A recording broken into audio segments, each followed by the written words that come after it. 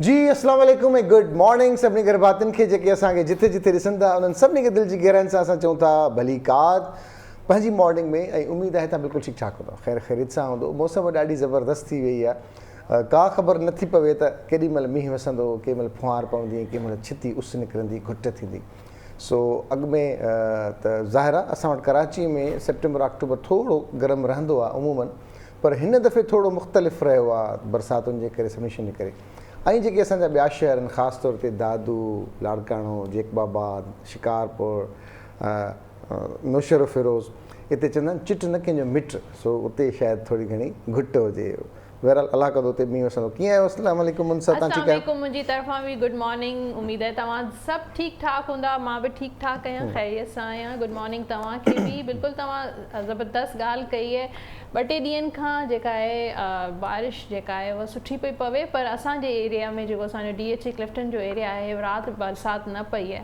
हल्की हल्की शायदि पई हुजे या असां सुता पियासीं ख़बर ई न पई पर गुलिस्तान जौहर ऐं गुलशन वारा जेके एरिया आहिनि नाज़माबाद वारा एरिया आहिनि उते ज़बरदस्त बारिश पई आहे छो त मूं व्हाट्सएप ऐं फेसबुक जी स्टोरी ॿुधाए छॾींदी आहे की माण्हुनि जूं अॼुकल्ह छा एक्टिविटीज़ आहिनि या न आहिनि ऐं उनजे अलावा जेको आहे वेदर फोरकास्ट बि आहे की इहा जेका बरसाति जो जेको निज़ाम आहे उहो हलंदो रहंदो 18 सेप्टेंबर 19 सेप्टेंबर ताईं ऐं सिंध में बि थींदी पंजाब में बि थींदी पंजाब में बि थींदी बलूचिस्तान में बि थींदी सरहद में बि थींदी पंजाब में त थींदी रहंदी आहे पर कराची हैदराबाद मिरपुर ख़ासि नौशर फिरोज़ ऐं जेको बदीन ठटो इहा जेका पट्टी आहे ख़ासि तौर ते असांजी Karachi Thatta Badin on and off रहंदी त सुठो आहे हूअं सेप्टेंबर अक्टूबर में जेका आहे बरसाति न पवंदी आहे पर आई थिंक इहो स्पेशल जेको आहे स्पेल हले पियो कराची ते जेका आहे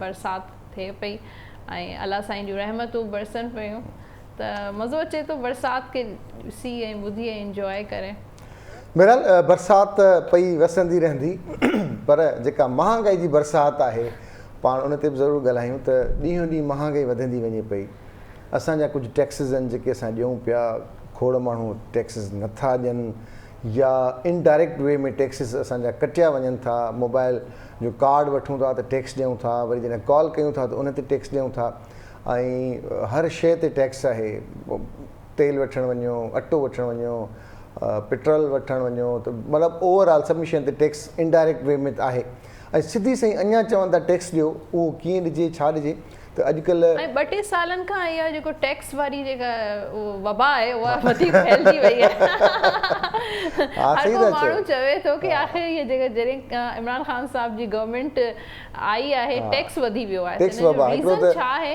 कोरोना वारी वबा आहे ॿियो टैक्स वारी वबा वधंदी ऐं एक्सपर्ट्स जेके हूंदा आहिनि उहे वधीक सही तरीक़े सां असांखे गाइड करे सघनि था की त अॼु असांजा जेके मौज़िज़ महिमान आहिनि उहे असांखे ॿुधाईंदा त टैक्स रिटर्न्स छा थियनि था टैक्स छा आहे ॾिजे न ॾिजे बचाइजे लिकाइजे या ज़ाहिर कजे इहो छा हूंदो आहे उन लाइ असां वटि टैक्स एडवाइज़र आहिनि जेके असांखे गाइड कंदा ॿुधाईंदा सम्झाईंदा अदा नासिर मोराई साहिब आहिनि साईं अस्सलाम वालेकुम गुड मॉर्निंग कीअं आहियो साईं नासिर साहिबु ठीकु आहे तव्हां अच्छा नासिर भाउ ही टैक्स आहिनि छा ॾियूं छो था एॾा टैक्सिस ख़ैर त आहे हुकूमत सभ खां पहिरीं महिरबानी तव्हांजी जो तव्हां अहिड़े मेन इशूअ ते तव्हां हिन फोरम ते FBI जो एटलीस्ट कमु जेको आहे तव्हां पाण ॾिसो पियो आहे ऐं करण लाइ तयारु आहियो FBI हर माण्हू बिज़नेसमैन इंडिविजुअल खे ॿिनि तरह जा केसिस डायरेक्टली ऐं इनडायरेक्टली टैक्सिस लॻंदा आहिनि डायरेक्टली में इनकम टैक्स अची वेंदो आहे इनडायरेक्टली में सेल्स टैक्स अची वेंदो आहे इनडायरेक्ट सेल्स टैक्स जी त माण्हुनि खे ख़बर ई कान हूंदी आहे त उहो पंहिंजी शयुनि ते जेके बि शयूं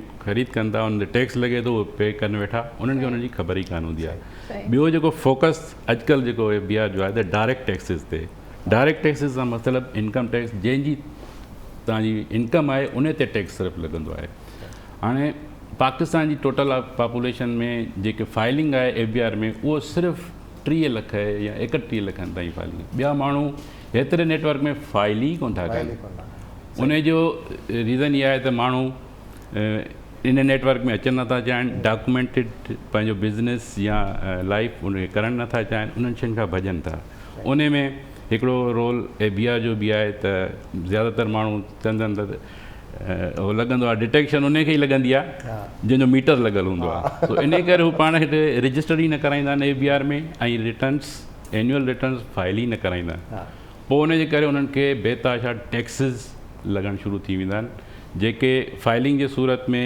जेकॾहिं 1% आहिनि त पोइ नॉन फाइलिंग जी सूरत में वरी डबल थी वेंदा आहिनि। उहा उन्हनि माण्हू उहे पे कनि था पर उन्हनि खे ख़बर ई न आहे। सही। हालांकि जेकॾहिं उन नेटवर्क में अची वञनि त उहे जेके पेमेंट आहिनि जेके टैक्सिस उन ते इम्पोज़ थी पे था कनि उहे उन्हनि खे वापसि मिली सघनि था। सही। पर उन माण्हुनि खे एडुकेटेड न आहिनि, उन्हनि खे ख़बर न आहे, पोइ रिटर्न फाइल कोन था कनि। उन सूरत में पोइ पंहिंजा एनुअल टैक्स रिटर्न या कंहिं एडवोकेट सां राब्तो कोन था कनि या कंहिं ऑफिस में विज़िट कोन था कनि। ऐं उन में हिकिड़ो किरदारु FBI जो बि आहे। उहो FBI असां ॾिठो आहे सिर्फ़ु कराचीअ में आहे। सिंध जी अगरि ॻाल्हि कयूं त सिंध में सिर्फ़ु कराचीअ में ऑफिस आहे, पोइ हिते ऑफिस आहिनि पर उन्हनि जो ऑफिस जो हाल तमामु बेहर आहे। उतां जा ऑफिसर्स को बि एडुकेट करण लाइ तयारु न आहे कंहिं बि फोरम ते, त उन्हनि खे ख़बर ई कान थी पए माण्हुनि खे, पोइ उन्हनि जो टारगेट पूरो थिए वेठो। केतिरो रेशियो आहे माण्हुनि जो जेके टैक्स पे कनि था ऐं जेके टैक्स नथा पे कनि? ओवरऑल पॉपुलेशन जेकॾहिं असां 10 करोड़ खणूं जेके आहिनि इंडस्ट्रियलिस्ट या बिज़नेस या सैलरीड क्लास आहिनि, उन मां 30 लख सिर्फ़ु 30 लख माण्हू था रिटर्न पंहिंजो फाइल कनि। अच्छा, 10 करोड़ मां सिर्फ़ु 30 लख 31 लख उहे बि हाणे थिया आहिनि, न त इहे 19 लख इमरान ख़ान जे दौर खां पोइ जॾहिं इहो फाइलिंग वारो सिस्टम वधियो आहे उन खां पोइ इहो 31 लखनि जो टैक्स कयो आहे। जॾहिं हुननि जी विदहोल्डिंग बैंकिंग ते इलेक्ट्रिसिटी ते विदहोल्डिंग थियणु शुरू थी तॾहिं माण्हू रिटर्न्स फाइल करणु। अच्छा, हाणे जेका हींअर हले पई ॻाल्हि ॿोल मथी लेवल ते, त हाणे केरु टैक्स नेट खां बची न सघंदो, छाकाणि त वरी हाणे अचनि पिया MIC ब्लॉक कयो वेंदो, सिम ब्लॉक कई वेंदी, उनजा अकाउंट्स मुंजमद कया वेंदा, माना फ्रीज़ कया वेंदा। ऐं उन सां गॾोगॾु जेके डॉक्टर हुया, जेके वकील हुया, जेके टैक्स न ॾींदा ऐं बैंक्स में पैसा वठंदा हुया, डॉक्टर्स जेके पंहिंजी प्रैक्टिसिस कनि पिया ऐं उहो कैश ते जीअं उन काउंटर ते हूंदा, गॾु को हॉस्पिटल में कंदो ठीकु आहे न, त उहो कैश जी ट्रांज़ेक्शन हूंदी आहे उन वटि। त हाणे मूं ॿुधो आहे इहो त उन्हनि सभिनी ते चेक एंड बैलेंस वधाइनि पिया। छा सिर्फ़ु चवण जी हद ताईं आहे या मैकेनिज़म बि आहे? साईं 2014 ताईं FBI सॼो मैनुअल सिस्टम हो। 2014 खां पोइ हिननि IRS लॉन्च कयो जेको ऑटोमेटेड सिस्टम आहे, कंप्लीट ऑटोमेटिक सिस्टम आहे। उन खां पोइ हाणे हिननि सभिनी इदारनि खे इंटरलिंक कंदा। बैंक्स तव्हांजा नादरा जे थ्रू CNIC बेस थी वियो आहे, सॼो सिस्टम CNIC बेस थी वियो आहे, सभु इंटरलिंक कंदा। पोइ माण्हू जिन वटि पैसो आहे उहो पैसो कंहिं अलमारी में त न रखंदा, बैंक में रखंदा, प्रॉपर्टी वठंदा, व्हीकल्स वठंदा। जॾहिं हू वठंदा त उन्हनि जो निशानदी FBI जे सिस्टम ते अची वेंदा, टारगेट ते अची वेंदा। पोइ FBI उन्हनि खे नोटिस थो करे, जॾहिं नोटिस थो करे त पोइ वरी माण्हू इंडिविजुअल किराए थो करे, यार असां त कुझु कयो ई कोन्हे को, लेकिन जस्टिफिकेशन पोइ हुनजी ॾियणी पवंदी। उन खां बचण जो हिकिड़ो इहो तरीक़ो आहे, तव्हां जेको बि कयो एनुअल रिटर्न फाइल कयो, उन में जेके बि पंहिंजा एक्सपेंसिस, इनकम्स ऐं जेके टैक्सिस पे विदहोल्डिंग कया आहिनि उहे तव्हां पंहिंजा क्लेम कयो। एक्सेस क्लेम जेके बि हूंदा उहे तव्हांखे रिफंड थी वेंदा। लाइक बिजलीअ ते भरनि था, मोबाइल ते भरनि था, कैश ते उन ते भरनि था, प्रॉपर्टी वठनि था उन ते टैक्स भरनि था, गाॾी वठनि था उन ते टैक्स भरनि था, इहे टैक्स सभु रिफंड थी वेंदा। जेको हुननि जो इंडिविजुअल जो फ़ाइदो आहे। पर तव्हांजी ॻाल्हि आहे त माण्हू उन डॉक्यूमेंटेड जी तरफ़ वञनि कोन था ऐं न रिटर्न था फाइल कनि, न पूरी रिफंड था क्लेम करे सघनि।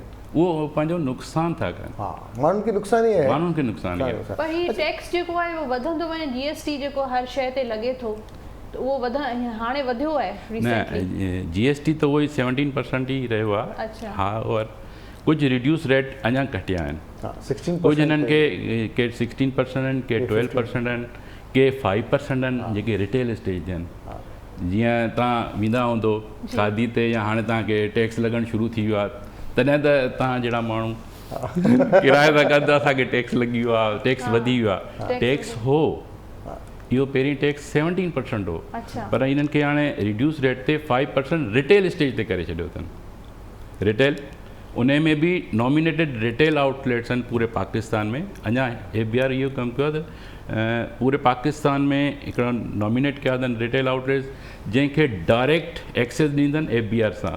वेन्यू तव्हां जॾहिं इनवाइस जनरेट थींदी आहे त उहो सिस्टम FBI जे में इनकॉर्पोरेट थी वेंदो। जेके वॾी वॾी फ्रेंचाइज़िस आहिनि, जेके वॾा वॾा रिटेल आउटलेट्स आहिनि, उहे तव्हां इनवाइस कटींदो, उहो इनवाइस कटींदो FBI जे सिस्टम में अची वेंदो। इहो मैकेनिज़म FBI जो हाणे कामयाबीअ जे तरफ़ आहे. अच्छा. जॾहिं आहिस्ते आहिस्ते इहे रिटेल आउटलेट्स वधंदा, इनवाइस कस्टमर इनवाइस वठे, असां उहो न पेमेंट करे हलिया वेंदा आहियूं, ठीकु आहे, इनवाइस न वठंदा आहियूं. जॾहिं इहो POS इनवाइस सिस्टम थी वियो आहे त जॾहिं इनवाइस कटींदो FBI जे सिस्टम में अची वेंदो, पोइ उहो रिटेल या रिटेलर जेको आहे या होलसेलर आहे उहो नथो बची सघे. इनवाइस में बि ॿ ऑप्शन आहिनि. हिकिड़े इनवाइस जो ऑप्शन इहो आहे त असां पंहिंजो ATM कार्ड, डेबिट कार्ड या मतिलबु वीज़ा कार्ड ॾियूं था त चलो उतां असांजी सॼी एंट्री अची वई, पर जॾहिं असां कैश ॾियूं था पोइ त ख़बर नथी पवे त कैश कहिड़े ॾिनी, उहो NIC वठनि कोन था या सभु शयूं नथा कनि. उते बि त बची सघिजे थो टैक्सिस खां. जी बिल्कुलु बची सघिजे थो. उते बि टैक्सिस जेकॾहिं तव्हां पंहिंजो NIC तव्हां बींग हिकु जीअं चवंदा आहिनि हुबल वतनी हुजे, मुल्क सां प्यारु करणु, ऐं तव्हां विलिंग आहियो टैक्स में पंहिंजो CNIC पेश कयो, वॉलंट्रियली पेश कयो, तव्हांजे सिस्टम ते अची वेंदो. छो हिकिड़ो सैलरीड क्लास आहे ज़्यादातर, या उन जो त एट सोर्स आहे. सही. टैक्स जेको आहे उनजो एट सोर्स आहे, लिहाज़ा जेको बि एक्सपेंस कंदो उहो पंहिंजे उन ई डोमेन में एक्सपेंस कंदो, उन ते को ॿिया इज़ाफ़ी चार्जिस बि न लॻंदा. सही. त भले टैक्स पेयर आहे, कार्ड न अथसि, कैश अथसि, पर कोशिशि करे पंहिंजो CNIC नंबर ॾिए ताकी हीउ मैकेनिज़म जॾहिं हलंदो ऑटोमेटिकली, जॾहिं हींअर त स्टार्टअप आहे ऐं नेटवर्क वधंदो वेंदो त पोइ इन में माण्हुनि खे फ़ाइदा बि पवंदा. वेट सिस्टम में ॿाहिरि मुल्क में त इहो आहे, तव्हां जॾहिं घुमणु वञो था, अगरि वेट टैक्स लॻो, जीअं सेल्स टैक्स आहे, त उहो जॾहिं तव्हां वापसि ईंदो त तव्हांखे एयरपोर्ट ते पैसा वापसि मिलंदा, जेको टैक्स तव्हां पे कयो. हीउ सिस्टम में बि इहो कयो अथनि त जॾहिं असां हाणे अॻु में टैक्सिस कोन हूंदा, पर टैक्सिस ॾियूं था, वरी जॾहिं असां वापसि अचूं था त एटलीस्ट जेको टूरिस्ट आहे उनखे उहे पैसा उते एयरपोर्ट ते ॾियनि था, बाबा हे तव्हां हे शॉपिंग कई, तव्हांजा टैक्स कटिया, ही तव्हांजी रिसीट्स आहिनि, ही तव्हां भले. बिल्कुलु एग्ज़ैक्टली ई सिस्टम उन जे ई तरफ़ वञी रहियो आहे. हिकिड़ो टैक्स इलाही इंपॉर्टेंट आहे जेको अॼुकल्ह आई थिंक लास्ट 3 इयर्स खां या 2 इयर्स खां टैक्स अचे पियो. PTA वारनि जो जेको सेलफोन असां वठूं था त उहो टैक्स वधी कीअं वियो आहे, एतिरो इंक्रीज़ कीअं थी वियो आहे? अच्छा, इहो PTA अप्रूव्ड सेट्स जेको PTA टैक्स आहे, इहो फुल एंड फाइनल टैक्स आहे. इहो तव्हांजे एसेट्स जो टैक्स आहे. इहो वधियो न आहे. अच्छा, इहो लग्ज़री आइटम्स जीअं हाणे हिकिड़ा त सेटनि जेके हिते मैन्युफैक्चर थियनि या अचनि था, उहे इम्पोर्ट ते टैक्स पे थी थो अचे, उनजी तव्हांखे ख़बर बि न हूंदी आहे. पर हिकिड़ा अहिड़ा आहिनि जेके जीअं लाइक दैट को ब्रांडेड फ़ोन अचे थो, ॿाहिरि मुल्क मां अचे थो, पोइ उन लाइ लाज़िम आहे त तव्हां PTA जो टैक्स पियारियो. पोइ ओड़नि माण्हुनि खे ख़बर पवंदी जेके लग्ज़रियस या डिजिटल लाइफ में उन में अचनि था, त पोइ उहो टैक्स, उनजो टैक्स बि वॾो आहे. पहिरीं त न हो इहो PTA जो? हा, इहा गवर्नमेंट जी पहिरीं बि हो. पहिरीं हो माना 2-3 साल पहिरीं हो, हाणे हुनखे अञा वधीक टैक्स लॻो. थोरो सिस्टमेटिक तरीक़े सां कयो आहे. पहिरियां त उहे अप्रूव्ड सेट ईंदा, वरी जॾहिं माण्हू ॿाहिरां वठी ईंदा त ख़बर नथी सेट, पर जॾहिं आस्ते आस्ते हिननि पंहिंजा सिस्टम अपग्रेड कया आहिनि त हाणे ख़बर पइजी वञे थी फलाणी सिम हले थी फलाणे सेट ते, त इहो सेट त असां वटि रजिस्टर्ड ई न आहे. पोइ हुनखे मैसेज वञे थो हुन सिम ते, बाबा तव्हां हिन जा पैसा ॾियो या बंदि कयो. तव्हां कहिड़ी था कयो, ॿाहिरां अचो था, पंहिंजे पासपोर्ट ते तव्हां खणी था अचो, ॿाहिरि मुल्क जो सेट आहे, PTA अप्रूव्ड न आहे, त पोइ उहो उनखे हिते after 60 days anyhow register कराइणो. अदरवाइज़ तव्हां 60 डेज़ खां पहिरीं हलियो था वञो त no need to register telephone set. त इहो सभु शइ ऐं पहिरीं मैन्युफैक्चरर लेवल ते या होलसेल लेवल ते इहे सभु शयूं थियंदियूं. हाणे इहो इंडिविजुअल उन कैपेसिटीअ में बि अची वियो आहे, त तव्हां पाण बि करे सघो था. अच्छा, हाणे गवर्नमेंट त बादशाह आहे नासिर भाई, त मतिलबु असांजो हिकिड़ो माइट्रो वाला हुनखे जंहिं ॾाढो ज़बरदस्त जुमिलो चवंदो माइट्रो गवर्नमेंट गौर करे त मिंट, नालो ई आहे, गौर करे त मिंट, गवर्नमेंट गौर करे त मिंट. गवर्नमेंट त जेॾीमहिल चाहे त जेतिरो बि सरकारी मुलाज़िम आहे उनखे पहिरियां टैक्स नेट में आणे, पहिरियां टैक्स भले उनजो कटिजे थो नथो कटिजे, पर लाज़मी हूंदो साल में रिटर्न्स जमा कराईंदो त नेक्स्ट सैलरी साल जी हुनजी स्टार्ट थींदी. बिल्कुलु. त हिकदमि त उहो हिकिड़ो टैक्स नेट में हिकिड़ो चंक वॾो अची वेंदो. नंबर सेकेंड नंबर, जीअं असां फाथासीं, असां वरी ॿाहिरि दुनिया जा, त उन्हनि शर्त करे छॾियो त वीज़ा तेसीं ताईं न लॻंदो जेसीं ताईं तव्हां टैक्स रिटर्न्स जमा न कराईंदो. असां उन नेट में फाथासीं छा, पर मां शुक्र अदा कयां थो त मां इन नेट में आहियां. हाणे मां एॾो रिलैक्स आहियां. हाणे मूंखे ख़बर आहे मुंहिंजी वाइट मनी कहिड़ी आहे, ॿिया पैसा आहिनि न आहिनि, कहिड़ा आहिनि, त हाणे मां रिलैक्स आहियां. बैंक वञा थो, ॿियनि वञा थो, त मुंहिंजो नंबर या कार्ड हनि था. ईअं नेट में कहिड़नि कहिड़नि तरीक़नि सां अञा माण्हू अची सघनि था? नो डाउट इहा तव्हांजी ॻाल्हि सही आहे त जेको ॿाहिरां अचे थो बेसिकली मां जो पंहिंजी जेकी आहे त जेसिताईं FBR जो पर्सनल एक्टिवेट न कंदो माण्हुनि खे सैलरी त चलो ठीकु आहे उन्हनि जे कब्ज़े में ई आहे गवर्नमेंट ऑफ जे हिन में, पर जेको रूट लेवल ते FBR ऑफिसर आहे, मार्केट्स आहिनि, बैंक्स आहिनि, तव्हां उन्हनि खे अप्रोच कयो, उन्हनि खे रजिस्टर कयो, उहे शयुनि जी FBR में लेक आहे। इन जे करे जेको बि रजिस्ट्रेशन प्रोसेस आहे या जेको फाइलिंग प्रोसेस आहे त उहो तमामु घणो सिलो आहे। मां जीअं अर्ज़ु कयो न त FBR तव्हांखे कराचीअ में मिलंदी। सही। ऐं टैक्स तक़रीबन कराची सॼे मुल्क खे थो पाले।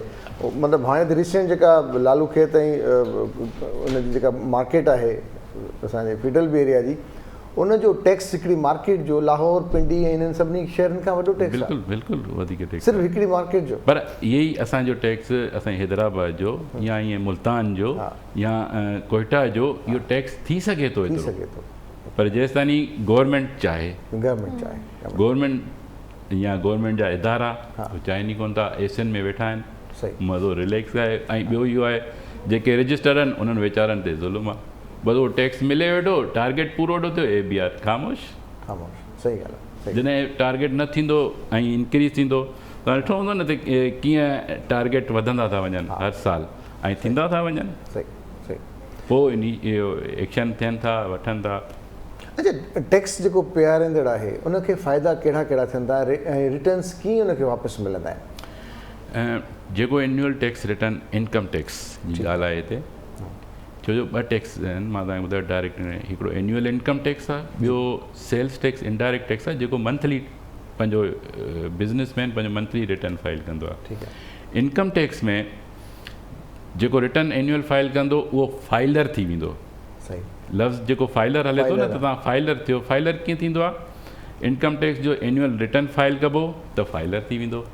हाणे उन फाइलिंग में तव्हां पंहिंजा गोशवारा डिटेल ॾींदा आहियो, इनकम केतिरी थी, सैलरी केतिरी आई, एक्सपेंसिस केतिरा थिया, कंहिं कंहिं शइ ते टैक्स तव्हां भरियो आहे, उनजो हर हंधा सर्टिफिकेट वठिणो हूंदो आहे। जीअं मां ॿुधायो मोबाइल, बैंक्स, बिजली ऐं गाॾी आहे, इहे शयूं आहिनि। इहे शयूं हाणे FBR जे सिस्टम ते ऑटोमेटिकली अचनि बि थियूं। इवन जेको ज़ेवर आहे, पंहिंजो पाउंड्स आहिनि या ॿी कहिड़ी करंसी आहे या जेको वॉट एवर, इन्हनि ते को टैक्स न आहे, पर इहे अचनि था एक्सपेंसिस जे हुन मद में। तव्हां पंहिंजो हुनखे इन्वेस्ट जेकॾहिं तव्हां का शइ बाए कयो था त पंहिंजो एसेट्स ठाहे सघो था, उहो शो करे सघो था। जेका प्रॉपर्टी तव्हांजे नाले आहे उन ते ई टैक्स हूंदो न? जॾहिं न प्रॉपर्टी नाले ते करायो था, जॾहिं रजिस्ट्रेशन सब रजिस्ट्रार वटि तव्हां रजिस्टर कराईंदा आहियो त उन ते टैक्स कटिबो आहे। 1% टैक्स हूंदो आहे वैल्यू। उन जे लाइ बि FBR आसानी करे छॾी आहे त हिकिड़ी वैल्यूएशन ॾेई छॾी आहे, हिन इलाइक़े जी हीअ वैल्यू आहे, हिन इलाइक़े जी उन ते 1% टैक्स कटिबो आहे जेको परचेज़र हूंदो आहे। पर जेकॾहिं फाइलर न हूंदो त वरी 2% कटिबो आहे, उते हुनजो नुक़सानु थींदो। ईअं गाॾीअ में वैल्यू 5 करोड़ जी आहे किथे बंगले जी, त अगरि फाइलर आयो त तव्हांखे 5 लख ॾियणा पवंदा, जेकॾहिं न आयो त तव्हांखे 10 लख ॾियणा पवंदा। 10 लख ॾियणा। अच्छा, माण्हू बचंदा आहिनि त असां यार इन सिस्टम में नथा अचूं, पर हाणे बची न सघंदा। तव्हां जेको सवाल कयो न, बची न सघंदा, छो जॾहिं प्रॉपर्टी वठंदा सिस्टम में अची वेंदो, ऐं रजिस्ट्रेशन में अची वेंदो, गाॾी वठंदो सिस्टम में, गाॾी बुक कराईंदो सिस्टम में अची वेंदो, तव्हां मोबाइल में जो बिल वधी वेंदो, बिजली जो बिल वधी वेंदो, तव्हां सिस्टम में अची वेंदो, बची न सघंदा। इन जे लाइ हाणे एक्शन FBR खणे वेठी ऐं इनशाला जॾहिं एक्शन खणंदी त पोइ सभु माण्हू फाइलर थी वेंदा। ऐं आम माण्हू जेके आहिनि जंहिंजो सैलरी पर्सन्स आहिनि उन्हनि खे छा फैसिलिटीज़ आहिनि टैक्स अगरि पे कनि था सिर्फ़ु सैलरी ते? मां द फुल टाइम टीचर जेको आहे उनखे माण्हुनि खे क्रेडिट्स आहे। तव्हांजी जेकॾहिं लाइबिलिटी टैक्स लाइबिलिटी जेतिरी बि ठहे थी त जेकॾहिं तव्हां फुल टाइम टीचर आहियो त उन्हनि खे जी लाइबिलिटी क्रेडिट मिलंदो आहे, उहे पंहिंजो उहो रिफंड क्लेम करे सघनि था। जेके बि सैलरीड क्लास आहिनि उहे जेकॾहिं इहो टैक्स पे कयो अथनि उहे अप्लाई कंदा त उन्हनि खे रिफंड हीअ अमाउंट रिफंड थी वेंदो। हीअ न त जो न को घटि अमाउंट न हूंदो आहे, जेतिरो बि अमाउंट आहे उहो रिफंड थी वेंदो। ऐं रिफंड जो बि हींअर ऑटोमेशन प्रोसेस आहे। तव्हां रिफंड फाइल कयो ऑटोमेटिकली तव्हांजे अकाउंट में अची वेंदा। अच्छा। पर सिर्फ़ु फाइल कयो, उन जे लाइ फाइल करणु थो। ऐं फाइल जो छा प्रोसेस आहे? फाइल जो तव्हां टैक्स ईयर क्लोज़ थींदो आहे 30 जून ते, हर साल जी 3 जून ते टैक्स ईयर क्लोज़ थींदो आहे। FBI जो लास्ट डेट हूंदी आहे 30 सेप्टेंबर। सही, 30 सेप्टेंबर ताईं एनी हाउ रिटर्न्स फाइल करणा हूंदा आहिनि। पोइ उहा डेट एक्सटेंड थींदी रहंदी आहे।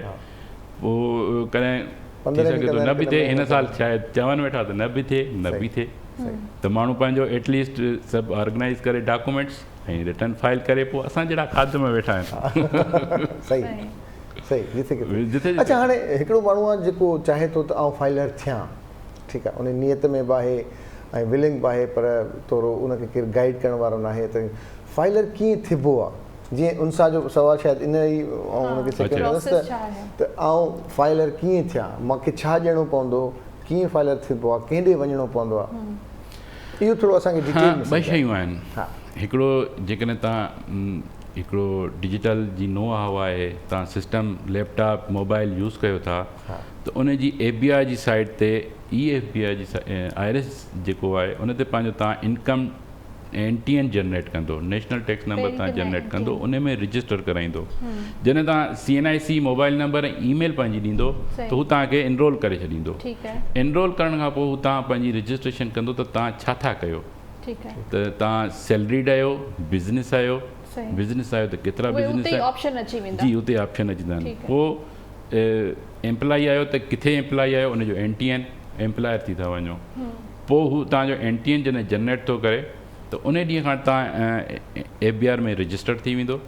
पोइ तव्हां ते बाइंडिंग आहे त तव्हां हर साल रिटर्न फाइल कयो।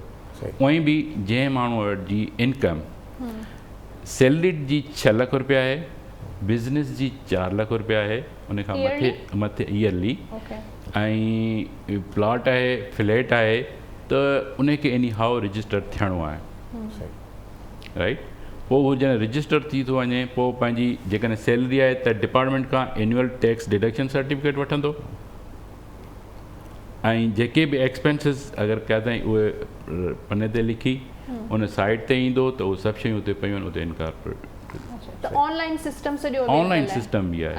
पर जेकॾहिं माण्हू नथो अचे त पोइ कंहिं टैक्स एडवाइज़र वटि वञे, उहो सही गाइड करे छॾींदो। त उन वटि पंहिंजा एसेट्स कीअं ज़ाहिर कबा आहिनि, त भई हीअ एसेट्स त जेके मुंहिंजे ऑलरेडी नाले ते हा, जंहिंजो आउं मालिक आहियां, हीअ प्लॉट आहे, हीअ फ्लैट आहे, हीअ बंगलो आहे, हीअ ज़मीन आहे, हीअ गाॾी आहे, या हेतिरा मूं वटि कैश पिया आहिनि थिया, त उहो पोइ कीअं ॿुधाइबो उन्हनि खे, उन्हनि जे लाइ छा तरीक़ेकार हूंदो आहे? हिकिड़ो डॉक्यूमेंटेड प्रूफ खणी वञणु घुरिजे, हुजणु घुरिजे। उहो ई डॉक्यूमेंटेड माण्हू वटि पंहिंजो हूंदो, प्रॉपर्टी हूंदी त उनजो को डॉक्यूमेंट्स हूंदो, जेकॾहिं बैंक बैलेंस आहे त उनजो बैंक स्टेटमेंट हूंदी, जेकॾहिं बिजली जो बिल यूज़ थो करे घर जो त उनजो बिजली जो बिल उन खणी वञे, सॼे साल जा खणी वञे, सॼी डिटेल ईअं ठाहे, या एतिरो बि आहे त उहो फाइल पाण वटि ई ठाहे रखे, हिकिड़ी डिटेल इन पेपर लिखी छॾे त साल जो एतिरो बिजली जो बिल थियो, एतिरो इन जो थियो, इनकम थी, एतिरा एक्सपेंसिस थिया। उहो ॾिसो, वकील ते ट्रस्ट करिणो पवंदो आहे। हीअ अहिड़ी शइ आहे जो जेको जेकॾहिं तव्हां पाण नथा करे सघो त पोइ वकील ते तव्हांखे ट्रस्ट करिणो पवंदो। उहो कॾहिं बि शेयर कंहिंसां तव्हांजी पर्सनल इंफॉर्मेशन न कंदो आहे, टैक्स एडवाइज़र या वकील कंहिंजी बि का शइ शेयर न कंदो आहे, ऐं उन में लिकाइण बि न घुरिजे जेसि ताईं तव्हां सभु शयूं इनकारपोरेट न कराईंदो, तव्हांजूं पंहिंजे सिस्टम ते न ईंदियूं, त पोइ वरी डिस्क्रिपेंसी जो अराइज़ थींदो आहे। उनजे में थी सघे थो तव्हांखे वरी नोटिस बि अची वञे FBR जो, बसि कयो तव्हां लिखायो तव्हां बैंक बैलेंस तव्हांजो को अकाउंट में पैसा पिया आहिनि ऐं तव्हां शो न कराया आहिनि, त पोइ तव्हांखे नोटिस अची सघे थो FBR जो। इन करे ज़रूरी आहे त तव्हां सभु ईच एंड एवरीथिंग पंहिंजी इनकारपोरेट करायो एनुअल टैक्स में। इन में को बि ईअं न आहे त तव्हांजी का इंफॉर्मेशन शेयर थिए, ऐं कंहिंखे बि एक्सेस न आहे। इवन FBR ऑफिसर्स बि तव्हांजी ज्यूरिडिक्शन जो जेकॾहिं आहे त एक्सेस अथसि, न त ॿिए खे एक्सेस न आहे। जेकॾहिं मां चाहियां त कंहिंजो FBR में वेही किथां एक्सेस करे छॾियां, नो, जेको उनजो ज्यूरिडिक्शन जो इंचार्ज आहे, कमिश्नर इंचार्ज हूंदो आहे, सिर्फ़ु उनखे एक्सेस आहे। ईअं न आहे त ॿियो कमिश्नर को वेठो हुजे, हैदराबाद में वेठो हुजे, उहो तव्हांजी इंफॉर्मेशन करे, न उन रीजन में नथो करे सघे, जेको हुनजे अचे थी डोमेन में।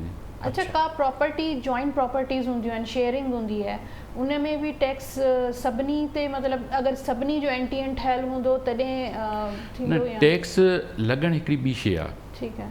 टैक्स लॻंदो आहे तव्हांजी इनकम ते, जेका तव्हांजी इनकम जनरेट थी थिए, पोइ उहा छा मां थी थिए, बिज़नेस मां, सैलरी मां, या का गेन थो थिए प्रॉपर्टी सेल करण खां पोइ। तव्हांजो गेन थो थिए, तव्हां ₹1,00,000 जी वरिती, तव्हां हाणे ₹5,00,000 जी सेल कई आहे, त ₹4,00,000 जो तव्हांजो गेन थियो।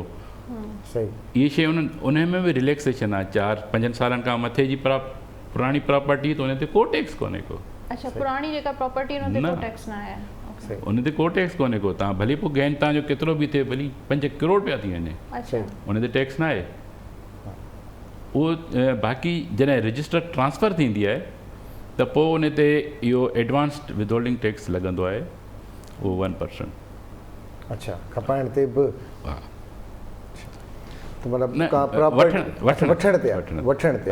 अच्छा, बिलफर्ज़ जीअं असां टैक्स में असां एसेट ज़ाहिर करे छॾिया त भई फलाणो प्लाट हुयो, मूं 10 लखनि में वरितो, पाण वक़्त सां गॾोगॾु कुदरत महिरबानी थी, हाणे मुंहिंजा 8 करोड़ था मिलनि, त पोइ जेकॾहिं 8 करोड़ मूंखे मिलनि था त पोइ छा उहो 8 करोड़ मुंहिंजा वाइट मनी में थी विया? बिल्कुलु। मूंखे शो करणा पवंदा, ॾियणा पवंदा उते, या वरी उहो जेको उनजी जेका सरकारी क़ीमत आहे उन जेका जीअं तव्हांजी ॻाल्हि वांगुरु त उन में तय थियल आहे त हिन लाइ की जा ही रेट्स आहिनि, त पोइ उन पैसनि खे कीअं बाइफर्गेट कबो? हाणे वाइट मनी जो तव्हां ॿुधाए छॾियो त वाइट मनी तव्हांखे थी, बेसिकली जेको APR रेट ॾिनो उहो मिनिमम वैल्यू जे ॾिनो, त मिनिमम टैक्स इन ते लॻंदो। सही। जेकॾहिं तव्हां 8 करोड़ में इहा प्रॉपर्टी सेल कई आहे ऐं 8 करोड़ तव्हांखे ऑफिशियली बैंक में था अचनि, हा, छो जो हिते जेके हले थी प्रैक्टिस जेकी हले थी, माण्हू चवंदा आहिनि यार 8 मां एॾा पैसा कीअं ॾियां, वठण वारे लाइ त मसइलो न आहे, पुराणी वठो बाक़ी 5 करोड़ कैश में। हा, 5 करोड़। पोइ जेको ऑफिशियली जेको वेरीफाई थी सघे, उहो वेरीफाई वारो टूल्स कहिड़ो आहे? बैंक। सही। बैंक में जेके तव्हांजा पैसा अचनि था उहे तव्हांजा वाइट आहिनि, जेके तव्हांखे कैश मिलिया उहे तव्हां वाइट नथा करे सघो। सही। छो उनजो पोइ तव्हां वटि को बि रिकॉर्ड न हूंदो, न ॾियण वारे वटि न वठण वारे वटि। बेसिकली इन करे जेको बायर आहे उहो जेतिरा बि पैसा जेकॾहिं उन ते टैक्स नथो, माण्हू टैक्स बचाइण जे करे उहो ईअं कंदा आहिनि त भई यार जेको वठे वेठो न प्रॉपर्टी, उहो कंदो आहे त भई मुंहिंजा 8 करोड़ त वाइट आहिनि कोन, 59 करोड़ पिया वाइट पियो आहे। सही। पोइ उहो बचाईंदो आहे त यार मूंखे करोड़ पिया वटि, 7 करोड़ हेॾां साइड खां वटि। सही। पोइ बायर जेको सेलर आहे उनजे लाइ प्रॉब्लम अची वेंदो आहे, हू पंहिंजो वाइट मनी किथे शो करे ज़ाहिर आहे, चवंदो आहे करोड़ त मां वाइट कंदुसि, मूंखे बि त अॻियां के शयूं वठणियूं पवंदियूं, उहो किथां उहो वरी हेॾां होॾां कयां। इन करे उन सिचुएशन में सेलर स्ट्रिक्ट थिए, खणे त भई 8 करोड़ जी प्रॉपर्टी 8 करोड़ मूंखे वाइट बैंक में ॾे। अच्छा, कोशिशि करे त मैक्सिमम अमाउंट बैंक में ट्रांसफर। बैंक में ट्रांसफर। अच्छा, ॾिसो कुझु हिकु पाकिस्तान सां मुहबत जो बि त सबूत माण्हू ॾिए, जेको ही शयूं हले वेठो पाकिस्तान कंहिं ते हले थो, यकीनन टैक्सिस ते ई हले थो। अच्छा, तव्हां चओ पिया की 20 करोड़ जी आबादी आहे, पॉपुलेशन आहे ऐं 30 लख सिर्फ़ु टैक्स पेयर आहिनि, त ॿिया जेके माण्हू आहिनि उहे छो नथा टैक्स ॾियनि? रीज़न छा आहे? बसि इहो ई आहे APR जी पॉलिसीज़ ऐं APR जो रवैयो ऐं APR जा जेके इहे एक्शन, त जेको माण्हू रजिस्टर्ड थिए उन खे ई नोटिस मोकिले, इन करे माण्हू डिॼनि था, लाराइनि था, रजिस्ट्रेशन प्रोसेस खां लाराइनि था, APR जे नेटवर्क में अचण खां लाराइनि था, त बेताशा खामखा जा नोटिस था अचनि। ऐं मुंहिंजे ख़्याल में त जेको रजिस्टर हुजे उनखे नोटिस त अचण ई न घुरिजे। जेको ॿिया बि त माण्हू नेटवर्क खां APR जे नेटवर्क में न आहिनि पर टारगेट ते आहिनि, APR खे ख़बर आहे इहा त इहे माण्हू जेके न आहिनि उन्हनि खे अप्रोच करे उन्हनि खे नेटवर्क में आणे त पंहिंजो रेवेन्यू पूरो थी वेंदो। पर अफ़सोस APR रियासत जो इदारो उहो एक्शन नथो खणे, ऐं जेके माण्हू रजिस्टर आहिनि उन ते कनि था, पोइ माण्हू ॿिया ॾिसनि था त यार हीअ रजिस्टर हो, हिनखे नोटिस आया, हिनखे बैंक अकाउंट सीज़ थी विया, बैंक मां पैसा निकिरी विया, APR वारनि कढी छॾिया, पोइ हू डिॼे थो, लहराए थो, नथो अचे। अच्छा, ॿियो नासिर भाउ, हिकिड़ो जेका असां ग्रॉसरी कयूं था, बिलफर्ज़ कहिड़े कंहिं वॾे स्टोर ते असां कार्ड ॾियूं था, ग्रॉसरी कयूं था, जेको ग्रॉसरी ते सेल्स टैक्स आहे उहो नॉन रिटर्नेबल आहे या उहो बि रिटर्न्स में मिली सघे? वेट जेको सेल्स टैक्स आहे वेट मोड में उहो रिफंडेबल न आहे। उहो भले पेट्रोल हुजे, भले ग्रॉसरी हुजे, बिजली जो बिल हुजे, बिजली जो बिल बि नॉन रिटर्नेबल आहे, उन ते जेको टैक्स आहे जी जी उहो रिफंडेबल टैक्स आहे, उहो रिफंडेबल आहे। अच्छा उहो उहो उन में 2 तरह जा टैक्सिस लॻंदा आहिनि। ऐं डोमेस्टिक ते त सेल्स टैक्स न आहे, कमर्शियल ते सेल्स टैक्स लॻंदो आहे। पर जेकॾहिं बिज़नेसमैन पंहिंजे उन कमर्शियल बिल खे रजिस्टर्ड कराईंदो त उहो सेल्स टैक्स बि एडजस्ट करे सघे थो। अच्छा, पर इनकम टैक्स उहो रिफंडेबल आहे। अच्छा, इनकम टैक्स वारो इनकम टैक्स सही, पर उहो मिलणु केतिरो जल्दी थो मिले पर चलो हिकिड़ी ॻाल्हि त आहे, अॼु खणी सिस्टम असांजो डाउन आहे, पर ईअं सम्झो इहा तव्हांजी VC रखियल आहे, कॾहिं खुली सघे थी। बिल्कुलु हींअर कोविड खां पहिरीं इमरान ख़ान साहिबु जॾहिं ही कोविड वारे में पैकेज ॾिनो हो त मोस्टली ज़्यादातर माण्हुनि इंडस्ट्रियलिस्ट खे रिफंड एलोकेट थिया, मिली विया रिफंड। सही सही, त उहो हिन में थिए थो। अच्छा, हाणे कहिड़ा कहिड़ा रिफॉर्म्स आहिनि जेके ॿुधण में अचनि था, जेके थियण वारा आहिनि, त इन करे माण्हुनि खे कोशिशि करणु पए त पहिरियां ई उन्हनि जे अचण खां पहिरियां ई पाण खे रजिस्टर कराइनि। कहिड़ा ख़ौफ़ आहिनि, कहिड़ियूं तलवारूं आहिनि जेके लटकजनि थियूं मथां? सिधी सही ॻाल्हि आहे त जेको मेन शइ आहे उहा बैंक आहे। ठीकु आहे, बैंक जी एक्सेस अगरि FBR खे मिली वई त पोइ केर बि माण्हू इन खां बची नथो सघे। सही, हींअर सिर्फ़ु पॉलिसी मैटर्स आहे, इन करे एक्सेस न आहे। जॾहिं उन्हनि खे एक्सेस मिली वई त पोइ त ख़बर पइजी ईंदी त हिन जे अकाउंट में केतिरा पैसा पिया आहिनि, किथां आया। सही, इहो सभु शयूं पोइ जेकॾहिं माण्हू पहिरियों ई पंहिंजे एनुअल इनकम टैक्स में इहे इनकॉर्पोरेट न कराईंदो ऐं बैंक में उहे ट्रांज़ेक्शन टर्नओवर हूंदो, करोड़नि जो टर्नओवर ऐं होॾे रिटर्न ई फाइल कोन हूंदो त डेफिनेटली FBR नोटिस कढंदो ऐं उहो टारगेट ते अची वेंदो ऐं पोइ ह्यूज पेनल्टी लॻंदियूं। अच्छा, पोइ FBR जी मर्ज़ी हूंदी आहे त केतिरो बि पेनल्टी हुन ते लॻाए, एक्ज़ैक्टली 4% लॻाए, 12 15। हा, वॉलंटरीली जेकॾहिं हीअ आहे सेल्फ वॉलंटरीली सिस्टम सॼो न, तव्हां वॉलंटरीली फाइल कयो था त पोइ बसि तव्हांखे को बि पेनल्टी न आहे। ज़रूरी आहे ऐं यकीन कंदो, मतिलबु आउं ॿुधायां थो, ऑन एयर ॿुधायां थो, जॾहिं खां आउं टैक्स फाइलर थियो आहियां मां ॾाढो रिलैक्स थी वियो आहियां कंहिं बि हवाले सां। पोइ उहो एयरपोर्ट जी एग्ज़िट हुजे या उते ख़बर, मतिलबु कंहिं बि हवाले सां, कंहिं मॉल ते या का शइ ख़रीद करणु, गाॾी खपाइणी आहे, वठणी आहे, प्लॉट वठिणो आहे, खपाइणो आहे, त एटलीस्ट माण्हू ईज़ी आहे। बिल्कुलु भई चिटो आहे, हेतिरा मूं वटि आहिनि, हेतिरा मिलंदा, हेतिरा वेंदा। ऐं इहो त हिकिड़ो साइकिल आहे, अॻिते माण्हू सम्झे जेको ॿिया कोन्हनि के ख़्याल दिमाग़ में, त आहिस्ते आहिस्ते सम्झी वेंदा। तव्हां जहिड़ा बि ॾिसो अची विया, सम्झी विया।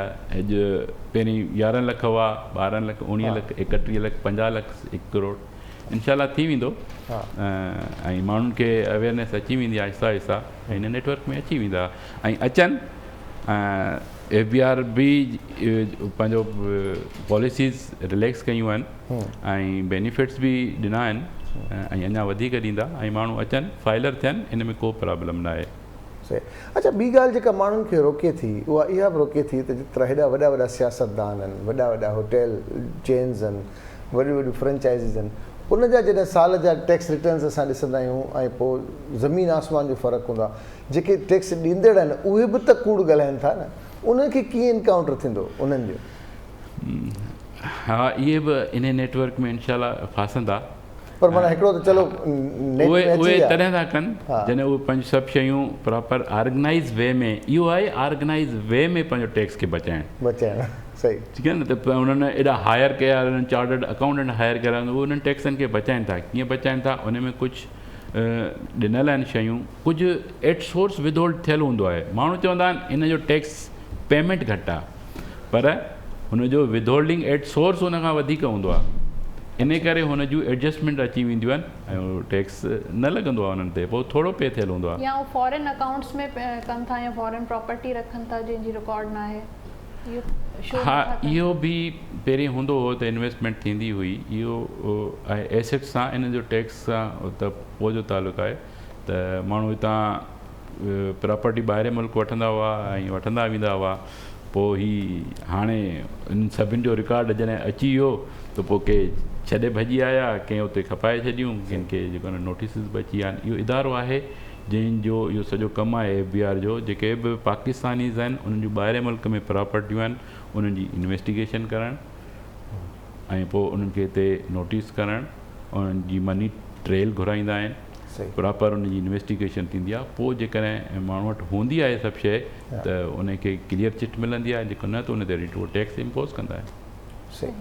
अच्छा, एग्ज़ेम्प्टेड केरु आहिनि टैक्स जा जेके मतिलबु सैलरीड पर्सन्स आहिनि, बिज़नेस कनि था, सिर्फ़ु उनखे रिटर्न्स जमा करणु लाज़मी न हर साल उहे टैक्स पैसा बि ॾियनि, ऑलरेडी इनडायरेक्ट वे में त या उनजी सैलरी टैक्स कटे मिले थी उन्हनि खे, भले जीअं तव्हां ॻाल्हि कई त सैलरीड पर्सन आहे त 6 लख कारोबार आहे, 4 लख, ऐं बिलफर्ज़ उनजी सैलरी आहे 50,000 खां महीने मथे आहे सैलरी, त हिकु त उहो जेको एम्प्लॉयर आहे जेको उनखे सैलरी ॾींदड़ आहे उहो बि टैक्स कटे ॾिए थो न उनखे, बिल्कुलु उहो बि टैक्स कटे ॾिए थो। गवर्नमेंट इदारा आहिनि उहे बि त टैक्स कटे ॾियनि था, पोइ त हू रिटर्न्स जमा कराए, पोइ त उन ते को ईज़ी थी वञे, ईज़ी थींदो, उन ते पंहिंजा वापसि वठंदो पैसा, उनखे त का टैक्स लाइबिलिटी ठहंदी ई न आहे। सही। जंहिंजो सैलरीड क्लास त अहिड़ो आहे जंहिंजो एट सोर्स टैक्स कटिजी वेंदो आहे, हुनजो एम्प्लॉयर कटे छॾींदो आहे, उहो सरकारी हुजे या प्राइवेट हुजे, हू सिर्फ़ु पंहिंजा गोशवारा में उहा डिटेल इनकॉर्पोरेट कंदो, मुंहिंजी एन्यूअल टैक्स सैलरी हेतिरी थी, उन ते हेतिरो टैक्स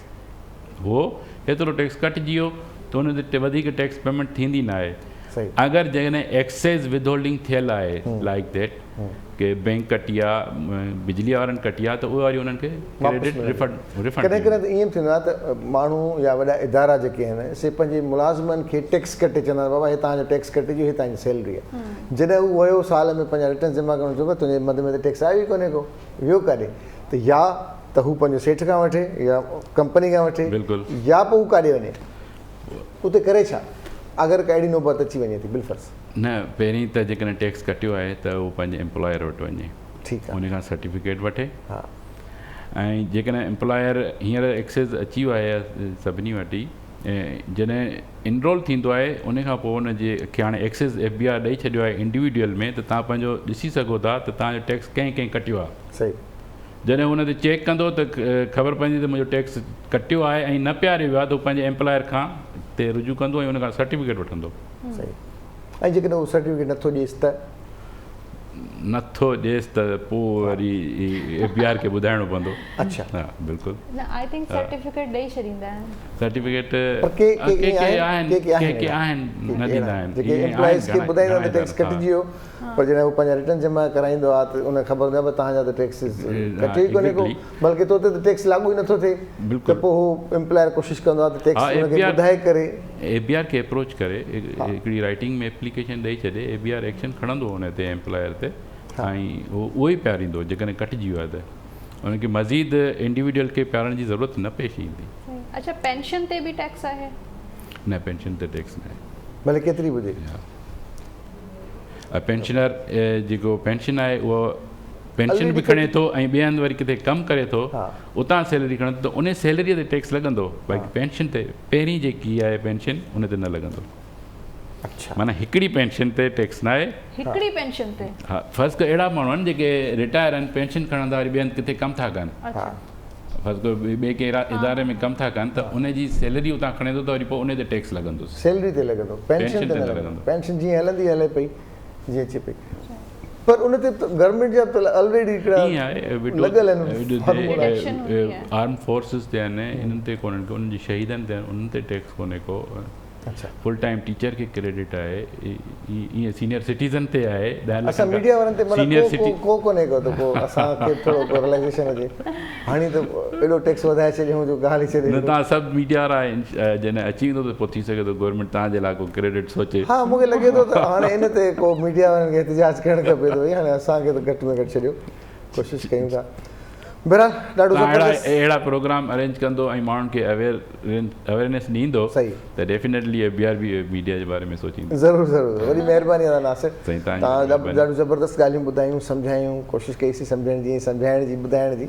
इंशा ताला वरी तव्हां सां मुलाक़ातुनि जो सिलसिलो रहंदो, वरी जॾहिं टैक्स जा इशूज़ थींदा या कुझु बि तव्हां सां राब्तो रहंदो। वॾी महिरबानी अगेन एंड अगेन। जीअं पहिरीं असां टैक्सिस ते ॻाल्हायोसीं पिया त कहिड़ा कहिड़ा टैक्सिस आहिनि जेके असां ॾियूं था, जेके कटिजनि था, जेके शॉपिंग में, जेके पघारनि ते, जेके ॿियनि हवालनि सां, ऐं कहिड़ा कहिड़ा टैक्सिस आहिनि जेके असांखे वरी रिटर्न में मिलनि था, रिटर्न्स जेकॾहिं जमा कराईंदासीं त। पर बहरहाल ब्रेक खां पोइ असांजा नौजवान मौजूदु आहिनि, टैलेंट आहे ऐं हिननि वटि ही मल्टी टैलेंटेड आहिनि, हिन वटि खोड़ अहिड़ियूं ॾात आहे जेका वॼाइण जे हवाले सां, ॻाइण जे हवाले सां, त कचहरी कंदासीं नौजवाननि जेके म्यूज़िक खे सम्झनि पिया। ऐं कचहरी सां गॾु म्यूज़िक बि ॿुधंदासीं। कचहरी सां गॾु म्यूज़िक बि ॿुधंदासीं। असां सां गॾु मौजूद आहिनि हसान इमरान। अस्सलाम कैसे हैं? Good morning. कैसे? मैं ठीक, आप ठीक हैं? हैप्पी और आपके साथ हैं आमिर सईद। कैसे हैं आमिर आप? ठीक ठाक हैं बेस गिटार के साथ? जी बिल्कुल। अगर लीड लग गई तो। और आकिब सईद दरबुका के साथ। जी शुक्र मुझे याद हो गया। कुछ ऐसे म्यूजिकल इंस्ट्रूमेंट्स होते हैं जैसे कुछ टिपिकल होते हैं जैसे पियानो हो गया, गिटार हो गया, उसके बाद जो है कुछ ऐसे ड्रम हो गया, उसके बाद कुछ ऐसे बड़े डिफिकल्ट से होते हैं, बड़े टेक्निकल जिनका नाम हमें आता भी नहीं है। उनमें कौन कौन से ऐसे होते हैं? उसमें ऐसे ऐसे इंस्ट्रूमेंट्स होते हैं जैसे कि आप सितार ले लें। हाँ। सितार बहुत कम लोगों मतलब ने बहुत सुना होगा उसको ना, और ज़्यादातर वो वैसे है नहीं। और सरोद एक बजाते हैं, वो बहुत डिफिकल्ट वो है अपना वायलिन सारंगी। ये तार जो कहा जाता है, जो तार के साथ होते हैं ना, वो हमेशा मुश्किल होते हैं। अच्छा। हमारा टिपिकल म्यूजिक है बेंजो। जी, तार के साथ जितने भी कोई आम आदमी नहीं बचा सकता। बेंजो भी बड़ा टिपिकल है उसको बजाना। चंग होता है जो मुंह से बजाता है, चंग वो भी ज़रा टिपिकल है। और वो जो माउथ वाला है हारमोनिका। और जाइलोफोन भी थोड़ा टिपिकल है, उसकी टोन डिफरेंट है तो उसको बड़े ध्यान से बजाना पड़ता है। तो ऐसी चीज़ें हैं बिल्कुल जो और बहुत डिफरेंट टाइप के और भी इंस्ट्रूमेंट्स और भी बहुत सारे इंस्ट्रूमेंट्स हैं जिनका तो हमें नाम भी नहीं पता। हाँ। बाकी जो बॉस बजाते हैं ना वो ज़बरदस्त बजाते हैं। जो ऑफिस वाले बॉस होते हैं, उनका काम पूरा किया जाए, जो वो बजाते हैं वैसा कोई नहीं बजाता। सही बात है, इसमें तो कोई शक नहीं है। बिल्कुल।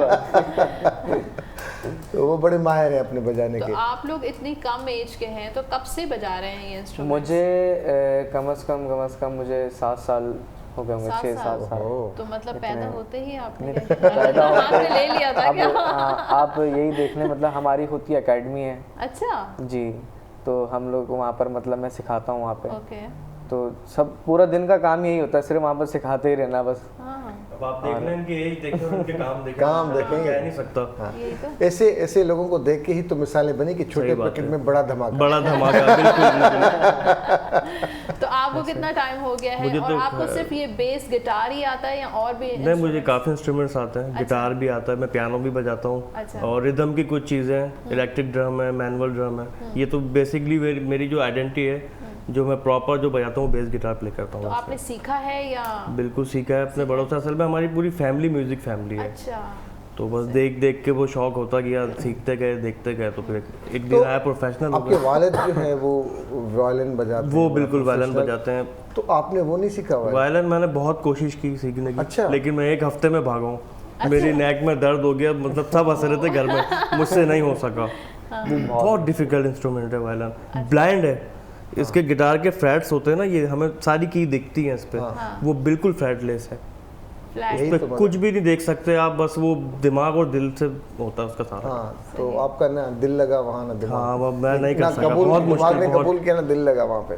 कोशिश मैंने की लेकिन मैं नहीं कर सका। अच्छा, आपने बड़ा डिफरेंट सा एक चूज किया है कि ये शौक था या खुद ब खुद आपको आता गया? अचानक से थोड़ा मूड हुआ रिदम की तरफ आने का, क्योंकि मैं शुरू से नहीं था। अच्छा। म्यूजिक फैमिली से बिलोंग करता हूँ, लेकिन बोला जाए तो एक तरीके से बिल्कुल दिमाग नहीं था म्यूजिक की तरफ। इंटरेस्ट बिल्कुल इंटरेस्ट नहीं था। आहिस्ता आहिस्ता माइंड बना और फिर शौक पैदा हुआ। इसी से शुरुआत की आपने या कोई और इंस्ट्रूमेंट पहले? इसी से शुरुआत करी है। इसके अलावा मेरे पास कैजॉन है और रिदम की और भी चीज़ें हैं मेरे पास। तो मैंने कहा, लेकिन आप इसके एक्सपर्ट हैं? जी, बस कोशिश कर रहे हैं, ये उस्ताद हैं हमारे। क्या बात है, ये हम सबके उस्ताद हैं। ये हम सबके, ये वो वाले सब बड़े उस्ताद। मुझे तो ये वो वाले उस्ताद लग रहे हैं। नहीं सबके नहीं, तो मासूम से क्यूट से जो है उस्ताद भी है, तो बहुत ही क्यूट है। चले तो फिर पहले कुछ सुनाएं ताकि फिर हम आगे ले चलें चीज़ों को।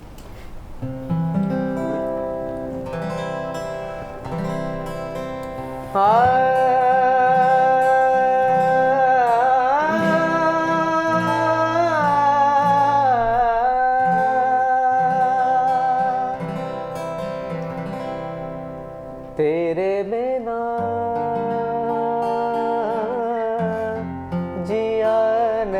नहीं जाए, तेरे बिना जिया नहीं जाए, तेरे ही मैंने है सपने सजाए, तेरे ही मैंने है सपने सजाए, तेरे दिल में सनम क्या खुशी कैसे हम, तू चली आए जो जी उठे फिर से हम, तेरे दिल में सनम क्या खुशी कैसे हम, तू चली आए जो जी उठे फिर से हम,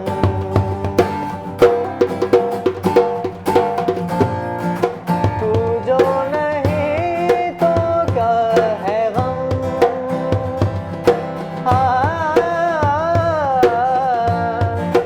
तू जो नहीं तो क्या है गम, तेरे बिना जिया नहीं जाए, तेरे बिना जिया नहीं जाए, तू नहीं तो मेरा दिल उदास, मुझे हर घड़ी है बस तेरी आस, मेरा दिल कहे कि तू है आसपास ऐसा दीवाना, तू नहीं तो मेरा दिल उदास, मुझे हर घड़ी है बस तेरी आस, मेरा दिल कहे कि तू है आसपास ऐसा दीवाना,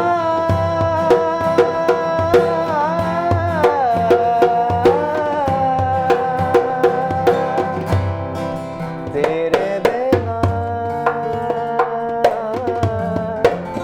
जिया नहीं जाए।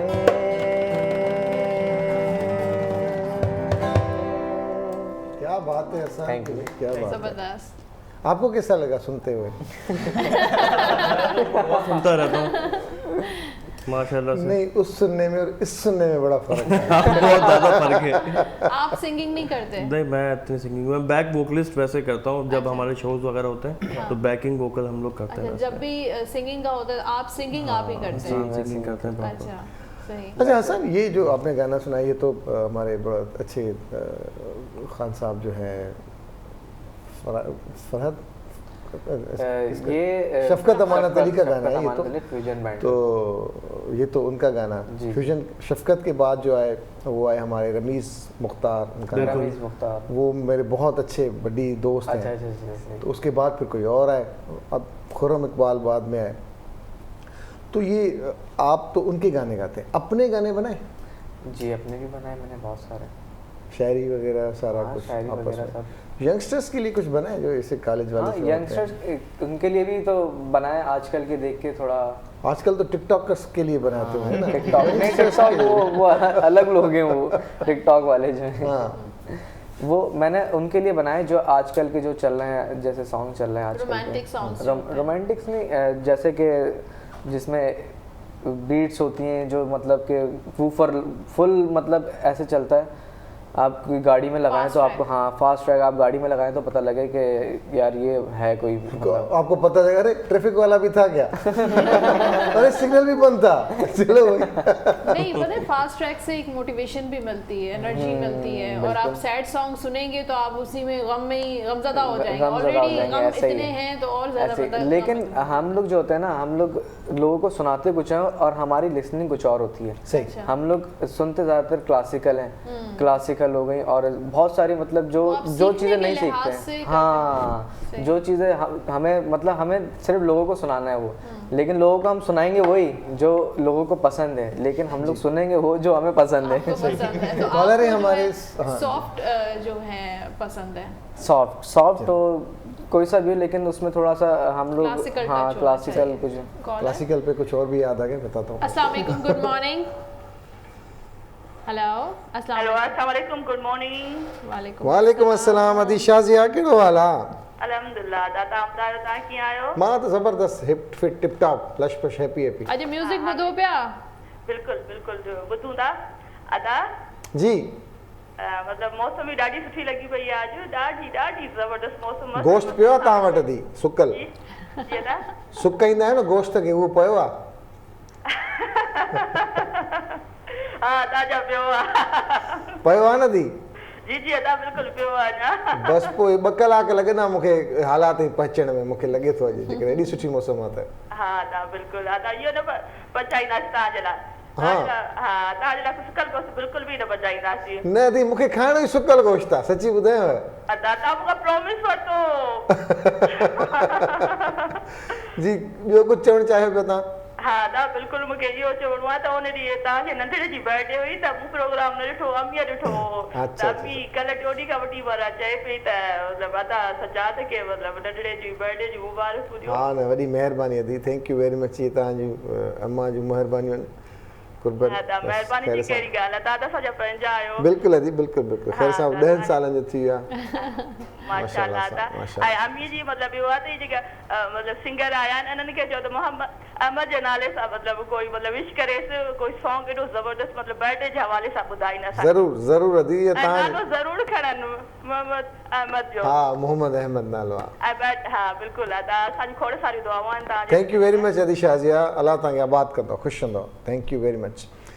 मेरा बेटा, उसकी परसों सालगिरह थी तो वो कहने उसके लिए कोई गाना आपसे, उसका अहमद नाम है तो उसमें अहमद ज़रूर हो उस गाने में नाम। अच्छा सही है, एक तो आप भले वो याद कर लें। उसके साथ साथ उस्ताद मंजूर अली ख़ान बड़ी सगीर जो ये असांजो वॾा सिंगर रहिया आहिनि, उनजी 41 वर्सी। ऐं अॼुकल्ह जेतिरा क्लासिकल सां जुड़ियल असांजा दोस्त जेके सिंगिंग कनि पिया, उहे उनजे शागिर्दनि खां ज़रूरु सिखिया हूंदा। ऐं जेके उनजा उस्ताद हूंदा उनजो ताल्लुक़ु ज़रूरु उस्ताद मंजूर अली ख़ान सां जुड़ियल हूंदो। अॼु 41 वर्सी आहे उन हवाले सां। असांजी कोशिशि आहे त उनजा हिकिड़ा ज़बरदस्त शागिर्द आहिनि असांजा मुमताज़ रिड साहब, उहे जेके सोशल बि आहिनि ऐं सभु शयूं आहिनि। ऐं कोशिशि कंदासीं त हिननि खां गानो ॿुधूं ऐं उनखां पोइ असांजे मुमताज़ साहब सां कचहरी करण खां पुछूं त उस्ताद मंजूर अली ख़ान साहब केॾा वॾा सिंगर आहे क्लासिकल जे हवाले सां। ये असां नबी क्या सुना रहे? आप बताएं कि आप क्या सुनना चाह रहे हैं? मुझे तो लपे आती है दुआ बस। नहीं फास्ट ट्रैक सुनाएं प्लीज। फास्ट ट्रैक में आप हाँ फास्ट ट्रैक सुनाएं। ये भी अच्छा है। बहुत अच्छा है आप गाए। ओके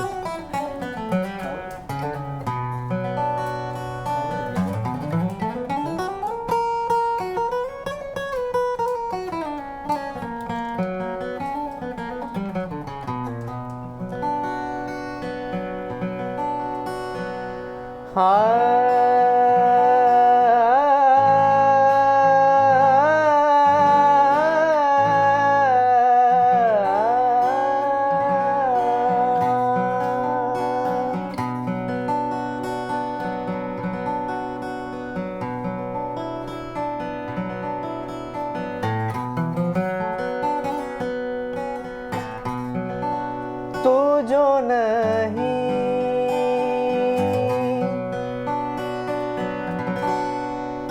तो कुछ भी नहीं, ये दिल मेरा कहता रहा।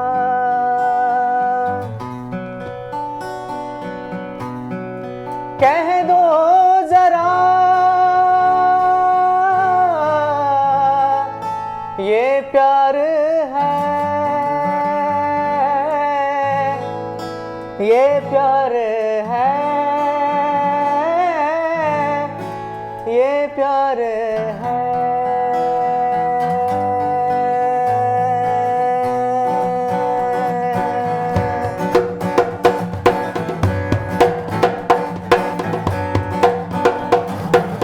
कर सजदा एक खुदा को, पढ़ कलमाया में दुआ दो, दोनों मिले एक खुदा और मोहब्बत।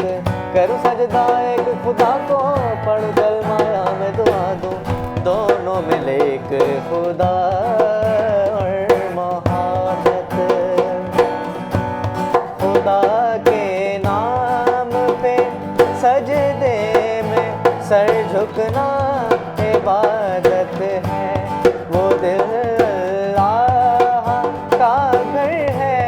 के जैसे दिल में मोहब्बत है खुदा के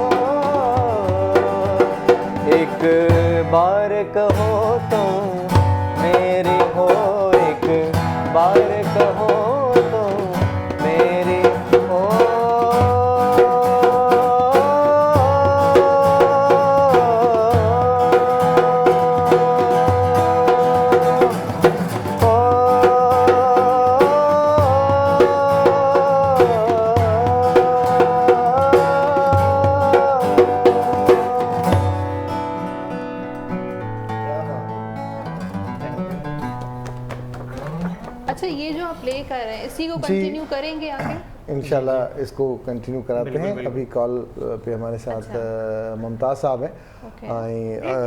अस्सलाम वालेकुम साईं। वालेकुम अस्सलाम। मुमताज़ साईं कीअं आहियो तव्हां? ठीकु आहियो? मज़े में? मां ख़ुशि आहियां। ठीकु आहियो? ॿिया सभु ख़ैर? अल्हम्दुलिल्लाह अल्हम्दुलिल्लाह। अच्छा, अॼु उस्ताद मंज़ूर अली ख़ान साहब जी अॼु 41 वर्सी आहे। छा चवंदो केॾो वॾो हू सिंगर हुयो? क्लासिकल केतिरी हुई? केतिरा शागिर्द उनजा हींअर मुख़्तलिफ़ जायुनि ते परफॉर्म कनि पिया या सेखारनि पिया? जी जी। छा चवंदो तव्हां? साईं आवाज़ अचे थो तव्हांखे मुंहिंजो? हेलो हेलो कॉल डिस्कनेक्ट थी वई आहे ऐं कोशिशि आहे त वधीक कॉल कयूं त ऐं ब्रेक ते मुंहिंजे ख़्याल में छाकाणि त असां वटि आमिर ॾाढो ज़बरदस्त बेस गिटार आहे हुन वटि, जेकॾहिं जी कनेक्टिविटी हो जाए तो और अच्छा हो जाता, लेकिन अब क्या करें, ये सारा हसान ने कहा कि इसकी तार इसको नहीं देने, इसको बंद रखो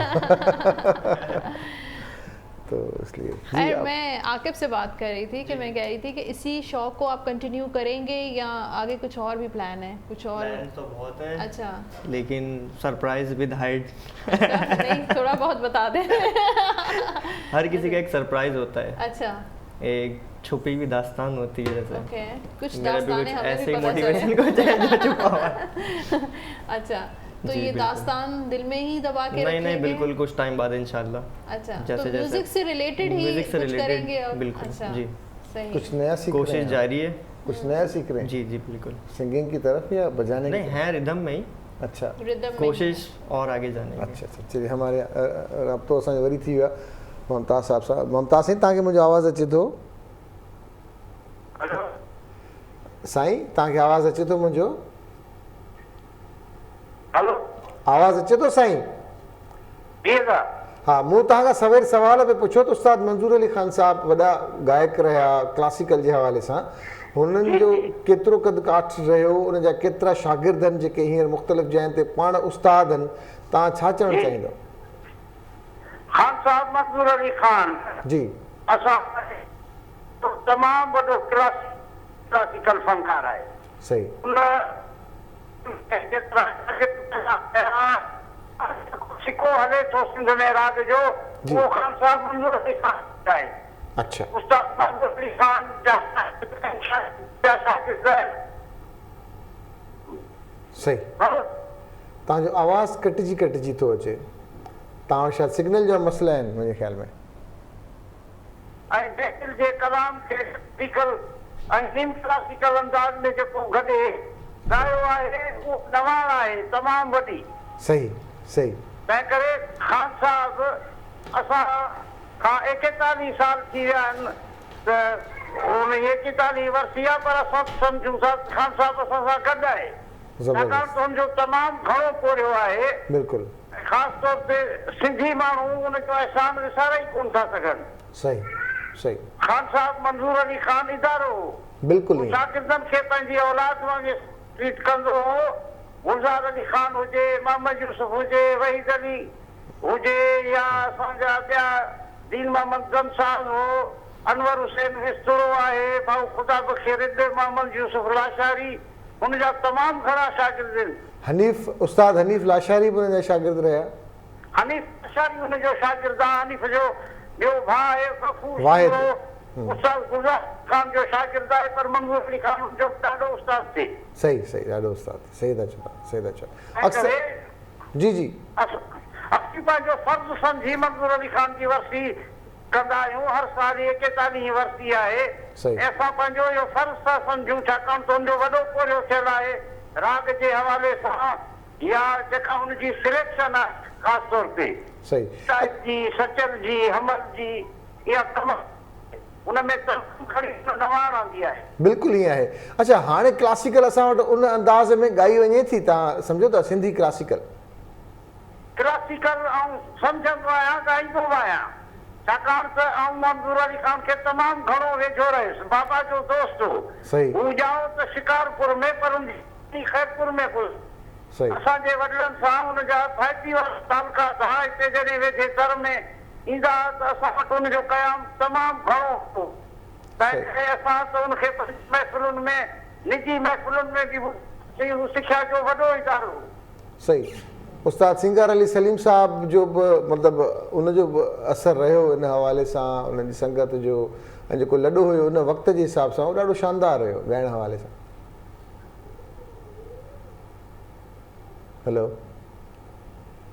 वॾी महिरबानी मुमताज़ साईं, तव्हां ॾाढो ज़बरदस्त ॻाल्हि कई त उन वक़्त जे हिसाब सां 41 साल उन्हनि खे विछड़े थिया आहिनि, पर अॼु ॾींहं ताईं उनजो जेको इको आहे असांखे महसूसु थिए थो उनजे शागिर्दनि मां, उनजे शागिर्दनि जे शागिर्दनि मां, त उहे पाण छा उस्ताद हूंदा। ऐं अॻु में त बाक़ाइदे इहो राग सिखिबो हो, उनजा हिकिड़ा पंहिंजा प्रोटोकॉल्स हूंदा हुया, उहो जाॻणु सुबुह जो सवेर 4-5 बजे राग ऐं रियाज़ करणु कलाकनि जा कलाक, ऐं पोइ वञी उहे पचंदा हुया, तॾहिं डाइट रखंदा हुआ कि ही खाइणो आहे, ही हा हा खटाण हुजे, थधो पाणी हुजे, सभु शयूं उन खां परे परे ताईं।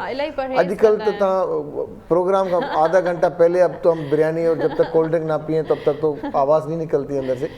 उस वक्त के प्रोटोकॉल्स डिफरेंट थे, और आजकल जो रिकॉर्डिंग होती है वो तो उसमें तो कंप्यूटर ने भी बड़ा अच्छा खासा साथ दिया हुआ है सब। आपने किससे सीखा तो वो परहेज़ किया? आपने कहा कि नहीं उस्ताद मुझे इसकी कोई ज़रूरत नहीं है। परहेज़ तो वैसे ज़रूरी होता है, क्योंकि आप कोई भी चीज़ देख लें, आप जब खा लेते हैं तो आपसे गाया नहीं जाता। आप बेसिकली मतलब चावल आप खा लेते हैं तो आपसे नहीं गाया जाएगा। इसकी वजह भी है। इसकी वजह क्या है? अब जितने भी आप इंस्ट्रूमेंट्स देख लें अंदर से खाली होंगे वो, जब जाके उनमें से आवाज़ निकल रही है। अब ये भी है, ये खाली है। तबला होता है वो भी खाली है, हारमोनियम हो गया वो भी खाली है। जब ऐसे इंसान का भी है, अब वो पियानो को पूरा भरा हुआ है अंदर से, यानी कि पेट और गला जो है वो खाली होना चाहिए। नहीं, जितने भी इकोस्टिक जो इंस्ट्रूमेंट्स हैं आपके, इकोस्टिक जैसे कि ये हो गया इकोस्टिक है, इकोस्टिक। अब हम हमारे साथ भी ऐसे ही है। अब हम लोग जब तक मतलब हम लोग खाएंगे तो हमारे अंदर से कैसे आवाज़ निकलेगी, ठंडा पानी नहीं पिएंगे, सही ठंडा। हाँ ये तो अच्छा, बचपन में जब आपने सिंगिंग स्टार्ट की तो किसी न किसी सिंगर को आपने देख के शुरू किया होगा, किसी से इंस्पायर हुए होंगे? मैं वैसे सिंगिंग तो मैंने अभी करना स्टार्ट की है, लेकिन मैं बेसिकली मैं गिटारिस्ट हूँ एक। मैं गिटार मतलब आपका ज़्यादा जो वो रुझान है वो गिटार हाँ, की तरफ है? मैं बेसिकली गिटारिस्ट हूँ। अच्छा, वैसे तो हर इंस्ट्रूमेंट्स प्ले कर लेता हूँ, तबला भी, ढोलक भी। तो कोई गिटारिस्ट कोई ऐसा होगा जिससे इंस्पायर हुए होंगे? हाँ, गिटारिस्ट हैं यहाँ पर बहुत से गिटारिस्ट। कोई भी पूरी दुनिया से? जी, यहाँ पर हैं अपना फराज अनवर हो गया। अच्छा, शायद आप लोग जानते होंगे, मतलब वो यही हैं, सलमान अहमद है। हाँ। बहुत से गिटारिस्ट हैं, बहुत अच्छा काम करते हैं, तो हम उनको सुनते हैं तो हमें अच्छा लगता है। इमू भी बहुत अच्छा गिटारिस्ट। इमू भाई तो वो है कीबोर्ड और आप बताएं, आप किसके फैन रहे हैं? मैं जो फैन रहा हूँ वो मैंने स्ट्रिंग्स बैंड को बहुत सुना है। अच्छा, और बहुत लाइक करता हूँ। ओके।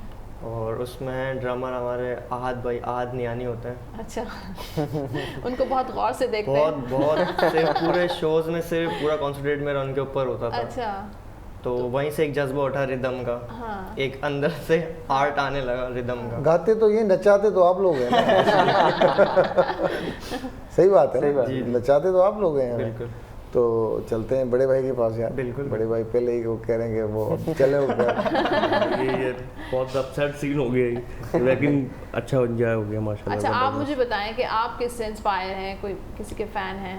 असल में फ़ैन तो मैं जो बेस गिटार मैंने ज़्यादातर जो फ़ैन हूँ वो हूँ मन्नू भाई का, जो कोग स्टूडियो में प्ले करते हैं। अच्छा, आपने देखा कामरान जफ़र मन्नू, शायद आप जानते होंगे। अच्छा, तो मैं उनसे बहुत इंस्पायर हूँ। उनकी प्लेइंग तकरीबन मैं उनको फॉलो करता हूँ। अच्छा, बस। और आज मन्नू भाई आपको देखने हो रहे हैं, आज तो बहुत अच्छा बजा रहे हैं।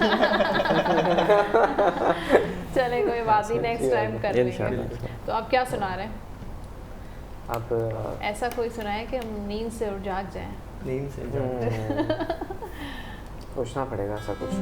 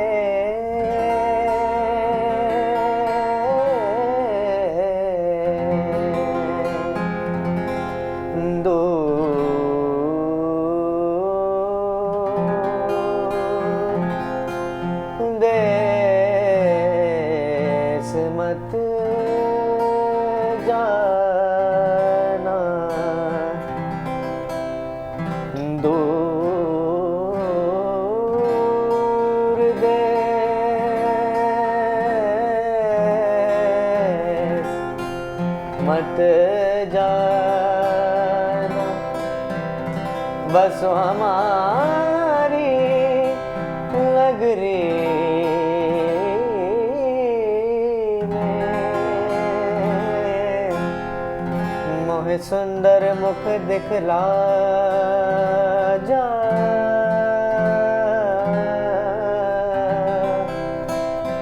मोहे सुंदर मुख दिखला दिखला दिखला।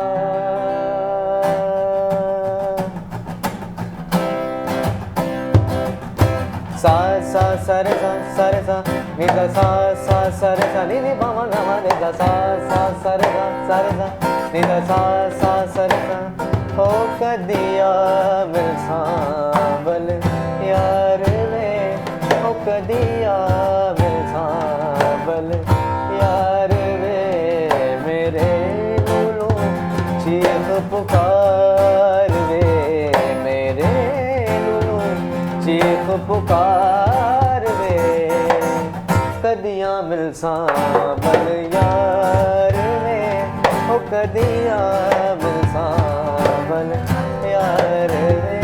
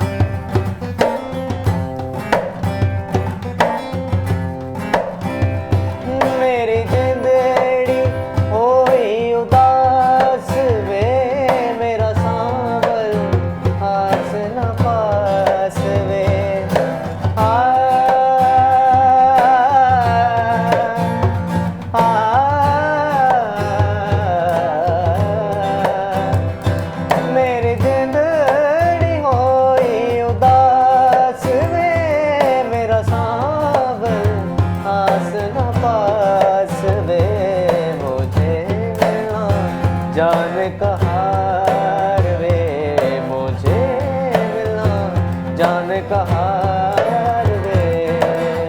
कदिया मिल सांबल यार वे, ओ कदिया मिल सांबल यार वे।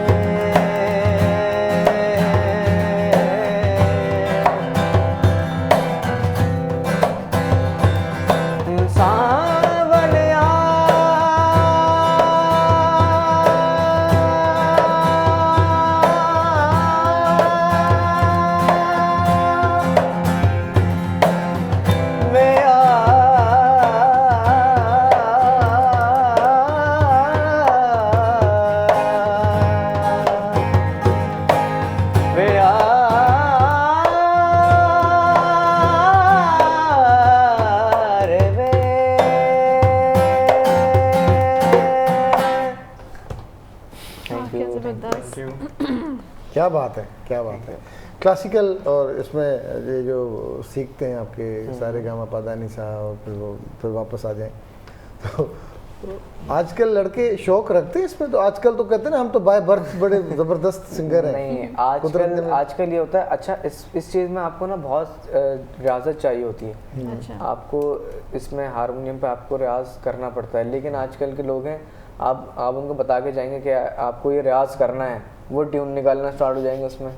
ऐसे कितने लोग हैं सिर्फ वो निकाल तो लेते हैं वो ट्यून, लेकिन वो वहीं के वहीं रहते हैं, वो वही ट्यून बजाते हैं बस वो। सही। तो अगर वो ये सोचें कि उनको रियाज करना है तो क्या क्या वो सब कुछ बजा सकते हैं फिर तो वो फिर, लेकिन वो सोच उनके अंदर लानी चाहिए। हर चीज़ के लिए बेसिक ज़रूरी है। सही बात है। तो वो मतलब एडवांस लेवल पे जाने की कोशिश करता है। मैं क्यों ना हूँ वो, तो पहले दिन भी कोई इंस्ट्रूमेंट होगा सब कुछ आ जाए, एक ही दिन में आ जाए। तो ऐसा है। अच्छा, जब कॉन्सर्ट वगैरह होता है तो फिर क्या तीनों आप लोग मिलकर जाते हैं हर जगह? हाँ, बिल्कुल, तीनों भी जाते हैं। हमारा पूरा एक बैंड भी है पूरा। अच्छा, हम लोग बैंड में कौन कौन है? बैंड में हमारे पास ड्रम है और कीबोर्ड है, बेस है, लीड गिटार और ये तो और भी हैं लड़के वगैरह उसमें? बेस गिटार बजता है? हाँ, वहाँ सर को जरूर इनवाइट करेंगे इंशाल्लाह। आज एक बात सुने, आज मैं अच्छा बजा रहा हूँ ना। आज आपका बहुत आप जो है ना वो शो के बाद इनको बजा के दिखा दीजिएगा। अच्छा, अभी क्योंकि हमारे पास टाइम कम है और आखिरी गाना है, आप हम सुनेंगे कि कोई ऐसा गाना सुनाइए हमें जिसमें मज़ा आ जाए। जिसमें आप बड़ा प्रोफेशनली आपको कोई आप ऐसी कोई फरमाइश बताएं कोई जो मतलब ये भी कर सकें। मुझे पापी चूलो अच्छा लगता है। वो सुना दो आप। पापी चूलो या मुनी बदनाम हुई डार्लिंग तेरी।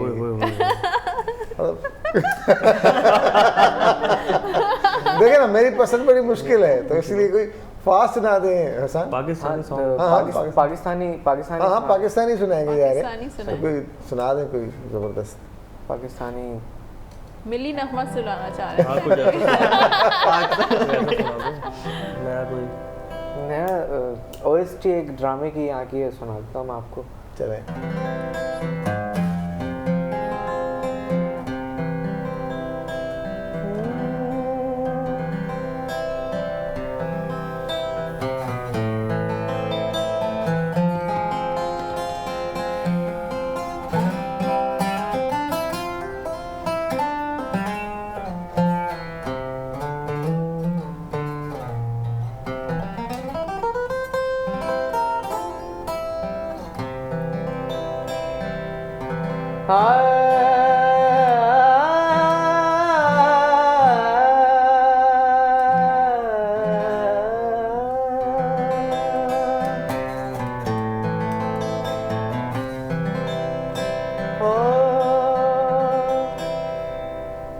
मैं समझा था तुम हो तो क्या और मांगू, मेरी जिंदगी में मेरी आस तुम हो।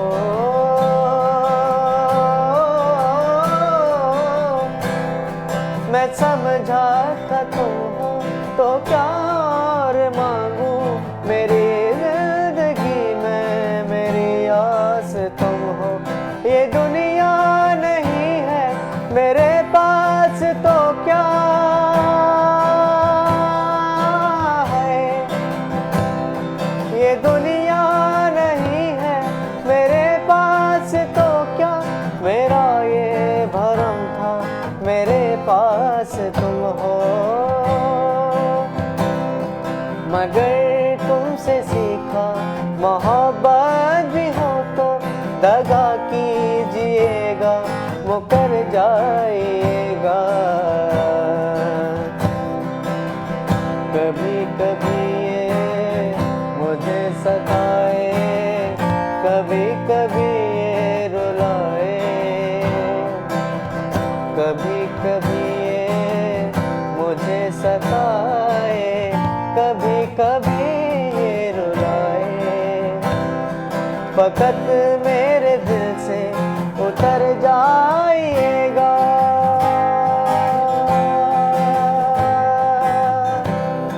फकत मेरे दिल से उतर जाइएगा। बिछड़ना मुबारक बिछड़ जाइएगा।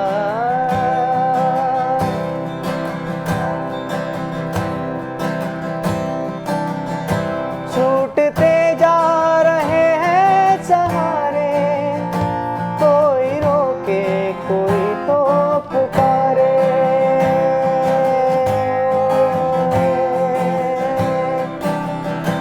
छूटते जा रहे हैं सहारे, कोई रोके कोई तो पुकारे। किस कहानी का किरदार हूँ मैं, जीत पाऊँ मैं वो हार हूँ मैं। बता मेरी खता ओ खुदाया, फकत एक मुलाकात मांगी थी हमने, बचा कर नजर को गुजर जाएगा। जीना है तेरे बिना, जीना है तेरे बिना, जीना है अब मुझको तेरे बिना, जीना है अब मुझको तेरे बिना, जीना है अब मुझको तेरे बिना।